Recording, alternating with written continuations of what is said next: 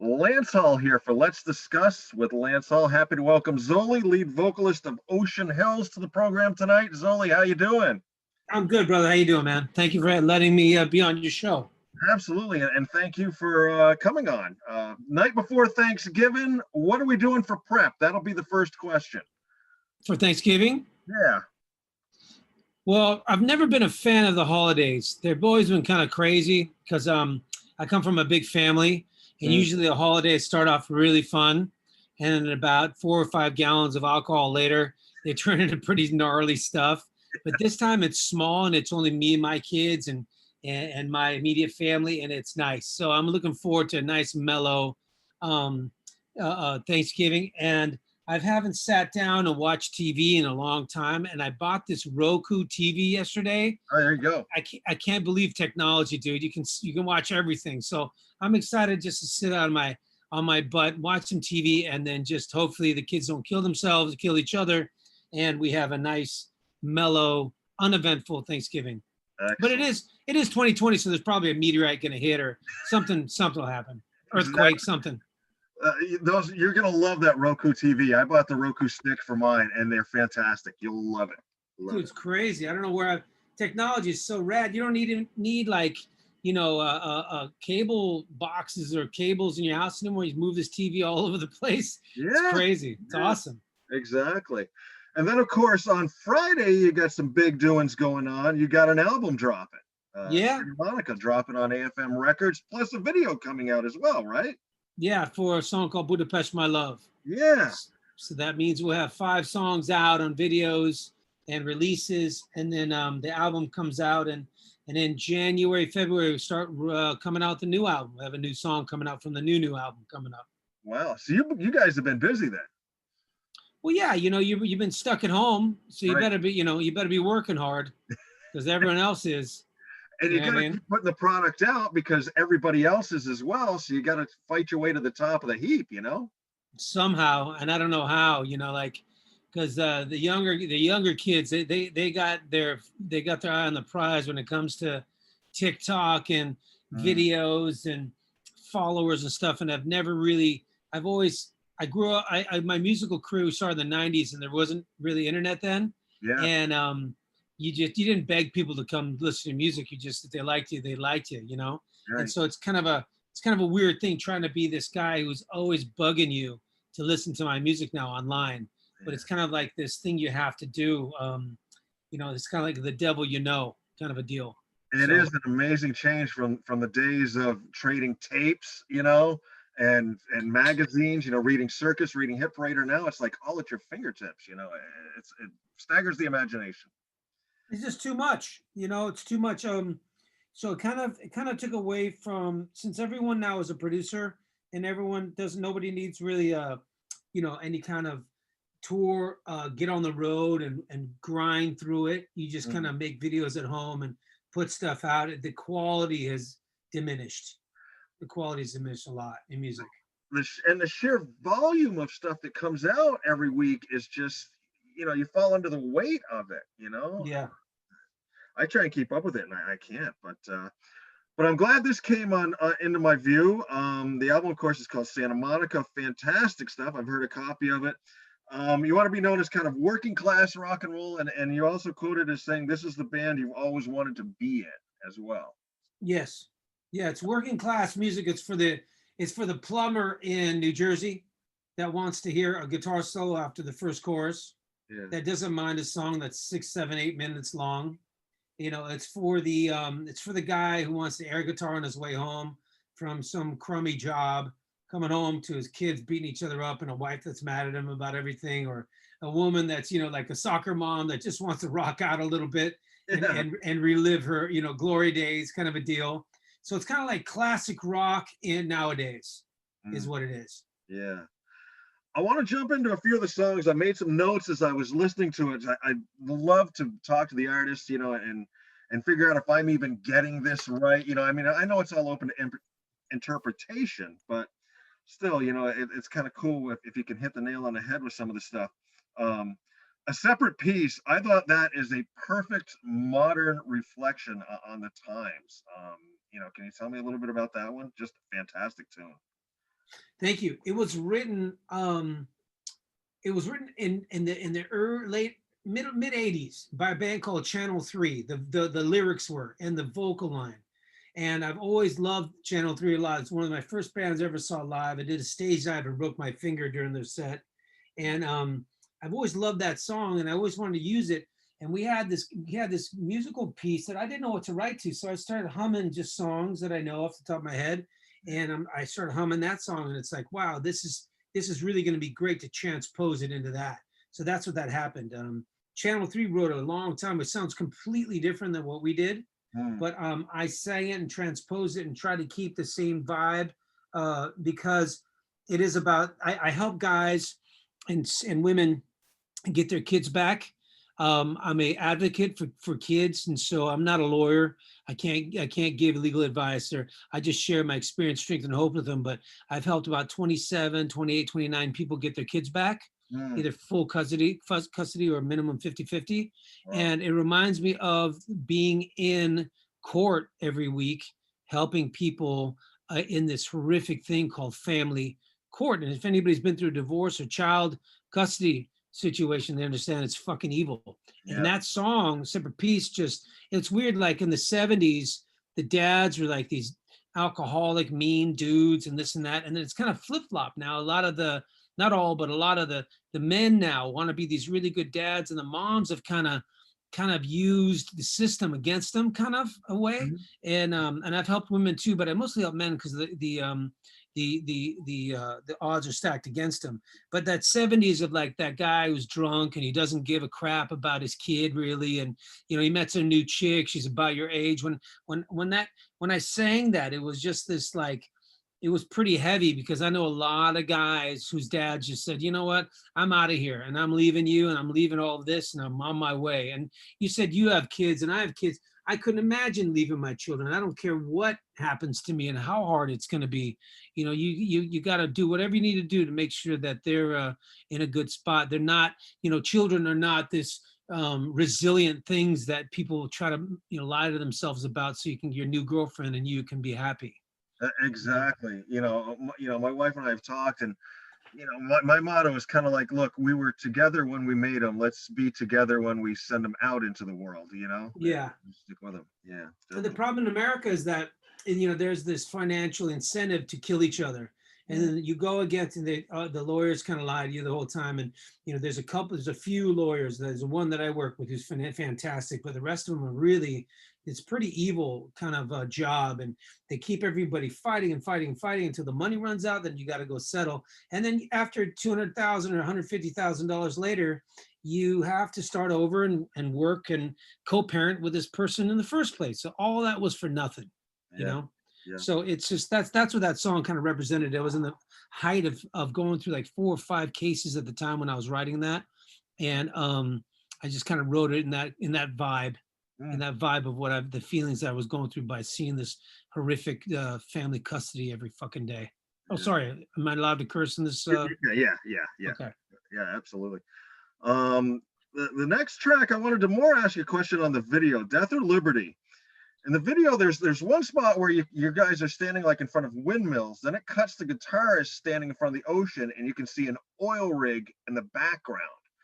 Is that supposed to like contrast the different, wind power versus oil power, or did that just happen by chance in the video? Well, where the oil rig was in the 90s, there was a big oil spill off that oil rig, and I had to clean up because I'm hazmat certified. I have a nonprofit, and we rescue pelicans, and we clean oil spills as well. And I was on that beautiful beach, and it was covered in oil, and that's why I put that on there, because there was this duality of this gorgeous sunset, and then there's this horrific oil platform off the coast of California. All these other countries are putting their money into renewable sources like wind and solar, and we're still drilling for oil, which is so just outdated, and you don't need it. We just don't need it, and it sucks. They're opening up the Arctic again for drilling, and it's like, okay, but all this stuff's going to run out, but the sun's not going to run out, the winds are not going to run out. There's all kinds of electricity, there's all kinds of ways to do stuff. And it's just sad that, those wind turbines that are there are few and far between. there's hardly any solar places. And then when you do see the ocean, there's an oil rig off the coast. It sucks. Yeah.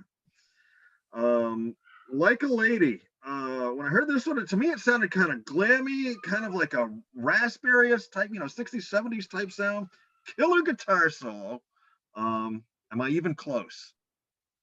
Yeah, it's written about, I grew up with Van Halen, Led Zeppelin, AC/DC, Iron Maiden, the Scorpions. And so when we wrote this album, there was no, like, I didn't have any kind of a vision except for what I knew growing up musically, what kind of formed me and molded me musically. A lot of the bands I've sang in always had some sort of parameter that you had to stay in, which was really easy. But this one, I wanted to really kind of like just let go and write an album I've always wanted to write.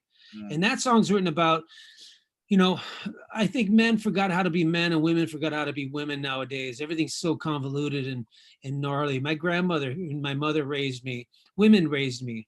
And I always saw my grandma's hand right next to my face because she was a tough lady, but she really instilled in me a lot of really amazing things that a lot of young people nowadays and the young parents nowadays just don't have. You can't raise your kids on Google.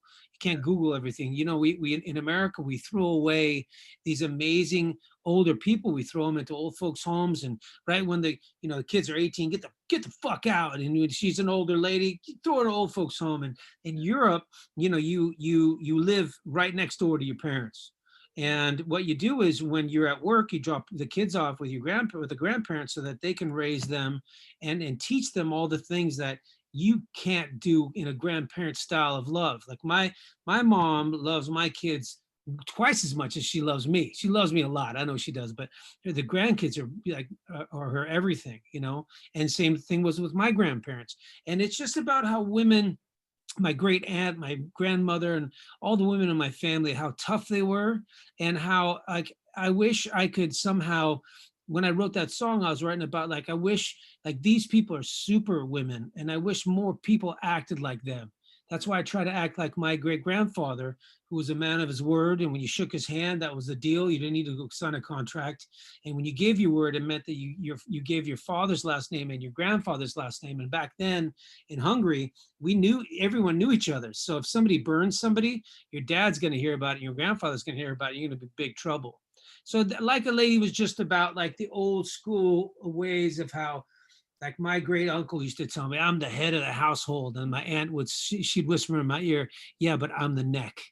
And so we're eating dinner one time. She goes, this guy thinks he runs everything, huh? And I go, yeah, he does. And she goes, I run everything. Without me, this place would fall apart. I go, completely.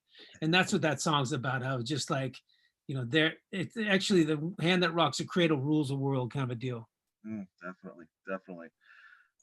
Title track, Santa Monica. I wrote one word, infectious, and I love the video for that song as well. I noticed in the other videos you did a lot of walking, but in Santa Monica you finally got to do a little driving as well. We had a super small budget, and we had to shoot like 3 videos in one. We had the guys here for 2 weeks from Europe.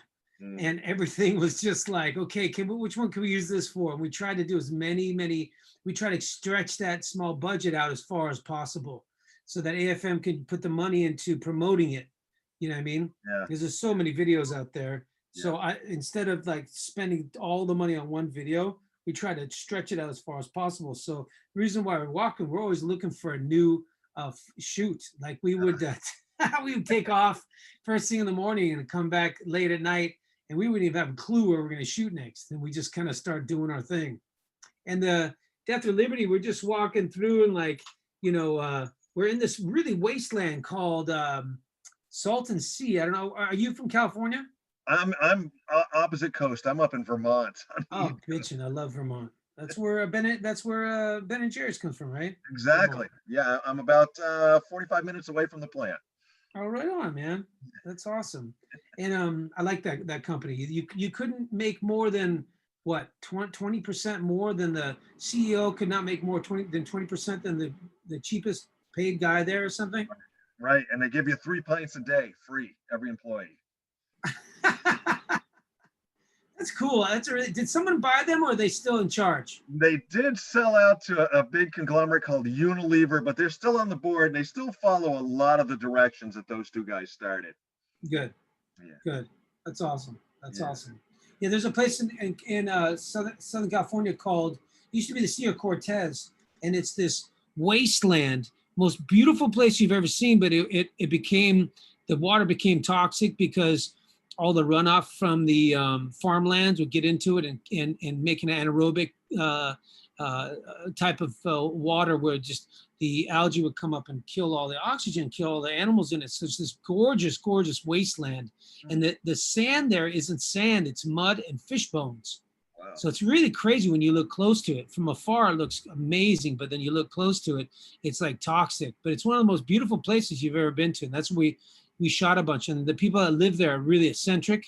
They're like carnival people. Yeah. And there's one bar, but everyone's really nice. And we shot at the bar as well. It was just a really, really cool experience shooting out there in the Salton Sea and out in the desert and trying to figure out what the shoot's going to be.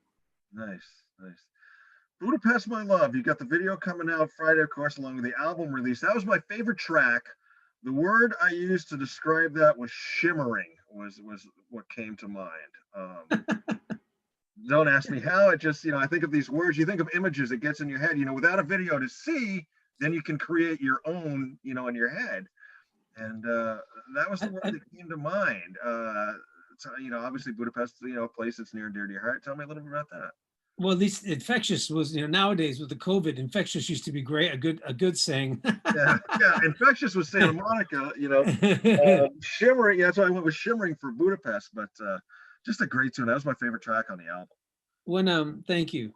It was kind of like my Bohemian Rhapsody kind of a deal, and I wanted a long song about something that's very important to me. I was raised in Los Angeles and in Budapest. And at that time, it was communist. Hungary was communist. So I had this really weird duality of coming from complete capitalism, flying to Budapest, where the communists, you'd have to check in with the secret police and stuff like that. But I had a huge family, and everyone was still alive then. And I got this little taste of old world, the old school ways, horse-drawn buggies, and everyone was poor. But what that did was everyone couldn't show off with their new cars. They'd have to show off with who made the best wine, who made the best, sausage, who made the best this and that. And everyone kind of stuck together because we had one enemy, which was the communists. Mm-hmm. And you'd come home to Budapest, you'd fly home, you'd have lunch with your grandma. You can't wait to see him. You see him at the airport, go to your grandma's, have lunch, go to my Uncle Fetty Baci, who makes a schnapps, who makes moonshine. A couple shots moonshine, take the train into, this is when you're young too. Like nowadays, I get to Hungary, it takes me like 2 weeks to wake up. But we'd go to my Uncle Frank's house, and we would have all these shots, and then we'd drive into Budapest and stay until the sun came up, and it was our town, it was our city. Everything was like, it was just this nonstop beautiful place. I don't know if you've ever been there before. It's one of the most beautiful cities, and it's the funnest place to go. It's so much fun. Yeah, it's just my favorite place. It's my favorite place on earth is Budapest. Very cool. Fascinating. I want to skip down. I think this was the last track. I had a download, so I'm thinking I was listening to them in order. Is This Is a Light? Is that the last track on the album? Or There Is a Light? Sorry. There's a light that never goes out. I'm not sure what the track order is, but that is, we used to drive. I had a VW bus in California, and all my cousins had VW buses, and we called them Lust buses because we put beds in the back because we would sleep in them. And so we take out the back row of sheets, put beds in. I had a disco light in mine, and then everyone made, our girlfriends would make us these really cool drapes, and we would put surfing racks on top, put your dog in, and go surfing for a month, go down to Mexico. And my bus had a broken tape player, and in the tape player was the Smiths, and that song "There's a Light That Never Goes Out" is a Smiths song, and it's kind of a depressing song because he's talking about like dying in a car crash and stuff. But what I did is it reminded me, every time I heard that song, it reminded me of those days we were down in San Clemente and San Onofre and Santa Barbara surfing, Yeah. And so I wanted to recreate that song, but without the chorus. That's a little bit on the depressive side. Mm. And so that's our version. That's our ode to that broken tape in my video, Be a Bus. It reminds me of opening the bus door when the sun's coming up and getting out on a good day and surfing all day, then camping at night. You wouldn't shower because you'd be in the ocean all the time. And it was just the smoke you'd never reek, because you have salt water and smoke in your hair and stuff. And being young and having fun girlfriends and dogs along and camping and just good times. Yeah. And that's what that song kind of reminds me of. It's an ode to that part of my life. That's kind of cool because the word I had for that one was melancholy, which was. Yeah, it is a melancholy thing. If you listen to it, he goes, "If a double-decker bus crashes into us, to die by your side will be a heavenly way to die. If a 10-ton truck kills the both of us, to die by your side will be a heavenly way to die."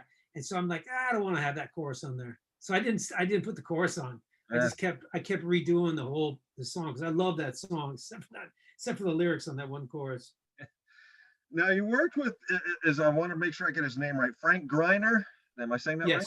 Yes. He produced the album, worked, of course, with Rob Zombie and A Perfect Circle, among others. Had you worked with him prior, or was this a new project working with him?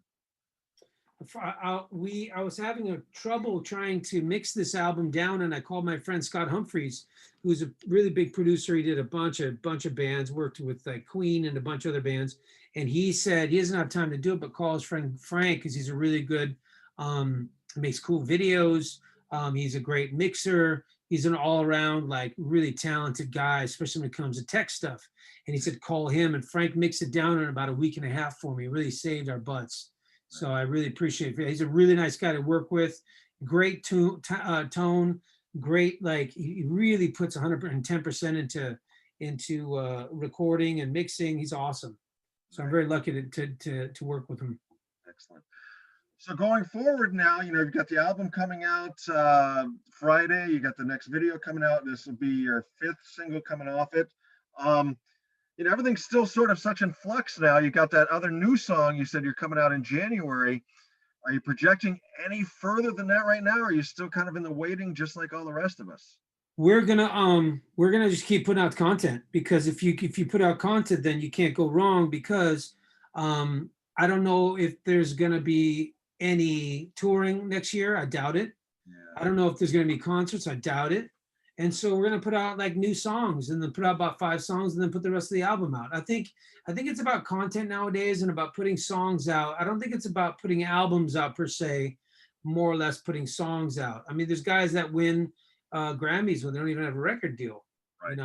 You just keep putting this stuff out, because what you really want is people to come to your shows.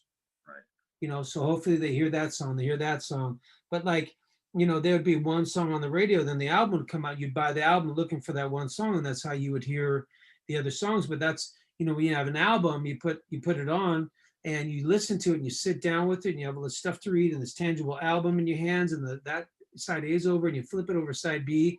But now you stream everything on Spotify and do playlists, so it's a lot different. And so we have to put out a lot of music for anybody to hopefully hear us. But we're looking for like an older crowd, 40s, 50s, 60s, people that like rock and roll, people that don't really have the time or the energy to look for a new band, but want to hear a new kind of band like Boston or like Aerosmith or anything, that kind of stuff. And so our next album is on the same vein, maybe a little more rock and roll, a little more like, I don't know, Journey, Kiss, that kind of stuff. Very cool. You hit the head with me. I mean, I'm 55 and I love this album, and I know I've got a good buddy. I'll name drop him here. His name's Danny O'Connor, lives out in Minnesota. I went to high school with him. He's always looking for new stuff. He messaged me last night. He's like, I'm watching this Grammys thing and they just put all these rock acts and I'm not hearing anything that resembles rock. Help me here. And I know he's going to be checking you guys out, and I know he's going to love it. So good. That's awesome. Thank you. Is going to be there. Once again, we're talking with Zoli, vocalist for Ocean Hill's new album, Santa Monica, coming out on AFM Records Friday, November 27th. Zoli, I always like to wrap things up with just some fun questions. Just go total stream of consciousness. First thing that comes to your mind, okay? Okay. First car you bought with your own money. First car I bought with my own money? Yeah. 1978 Volkswagen Beetle. Nice. Favorite old school wrestler. Superfly Stuka. There you go. Given your choice of household chores, dishes or laundry. Laundry. Midnight snack. All of the above. Cake. Oh, cake. I will fuck up a piece of cake in the middle of the night. Favorite toy growing up as a child. Stretch Armstrong. If you could pick a television show to have an Ocean Hills song placed in, what show would you like? Sanford and Sons. Nice. Pizza toppings. Well, vegan. I'm vegan, so vegan everything, all the above, because it's hard to make Play-Doh taste good. All So right. I do because I like the animals. I don't do it for the taste. All right. So. Now we talked about having kids, and then you talked about the previous generation. So, would you rather go back in time and meet your ancestors, or go forward in time and meet your great great great grandchildren? Ancestors, because Okay. they were awesome. I have my great grandfather's World War I bayonet here, and I have my grandfather's World War II bayonet here. Everything in my house is from the old country. My house in Hungary is 200 years old. The water well is older than America. It's bitching.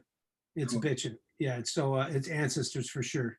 All right. Last one. This is the one we have the most fun with. If they were to make a movie of your life, what actor would you have portray you in the movie? And it's your movie, your life. You can pick anybody. Gary Oldman. Very cool. Excellent.